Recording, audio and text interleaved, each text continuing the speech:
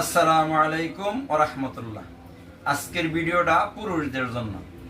পুরুষ এবং একটা পানির ট্যাঙ্কির মধ্যে একটা সদৃশ্য খুব সুন্দর একটা মিল আছে।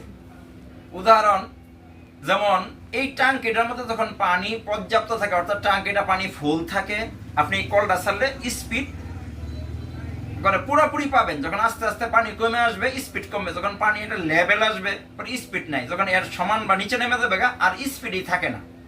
এরকম পুরুষের যখন আপনার সেক্সুয়াল ভান্ডুটা বীর্য শক্তি দেওয়া পরিপূর্ণ থাকে, আপনার সময় বেশি নিতে পারেন। আর যখন আস্তে আস্তে কমে আপনার সেক্স কমতে থাকে, যখন এমন একটা পর্যায়ে যা সেক্সই থাকে না, 1 মিনিট আধা মিনিট সহবাস করা যায় না। এই জন্য তখন আমরা করি কি, বাজার থেকে ওয়ান টাইম ট্যাবলেট খাই।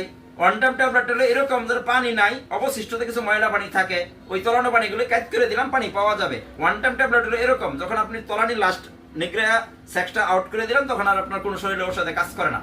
এই জন্য ভাই, আর টাঙ্কিটা ভরতে যেরকম সময় লাগে খালি হইতেও সময় লাগে। তাই আমরা করি কি, আমাদের পুরুষের প্রথমত নাই ধৈর্য। আপনার ধৈর্য পড়ে সেক্স যেরকম পৃথিবীতে একটা পুরুষও পাওয়া যাবে না আগের দিন সে 1 ঘন্টা সহবাস করছে বা 40 মিনিট 50 মিনিট সহবাস করছে, পরের দিনের 1 মিনিট এসে গেছে। আস্তে আস্তে সেক্স কমে।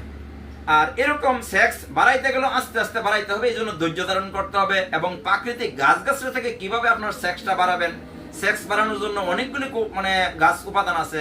যেমন তাল মাখনা আপনার বীর্য ঘন করে, বীর্য শক্তি বাড়ায়, এবং সোলা বুট খাইতে পারেন। এরকম প্রাকৃতিক মধু খাইতে পারেন। আরো প্রাকৃতিক বিষয়ে পরামর্শ নিতে আমার সাথে যোগাযোগ করতে পারেন। ইনশাল্লাহ আপনার সেক্সটা আবার আস্তে আস্তে বাড়াইতে হবে। এই জন্য ধৈর্য, পুরুষের 2টা জিনিস থাকতেই হবে, ধৈর্যের শক্তি আর বীর্যের শক্তি। আর আমরা মূলত মাস্টারবেশন বা হস্তমিথুন করে আমাদের সেক্সটা অনেকেই নষ্ট করি, বা স্বপ্নদোষের কারণে নষ্ট হয়। এগুলি কেমনে আবার পুনর্জীবিত করা যায়, এটার জন্য আমার পরামর্শ নিতে পারেন। ভিডিওতে নাম্বার দেওয়া আছে, ইনশাল্লাহ যোগাযোগ করতে পারেন।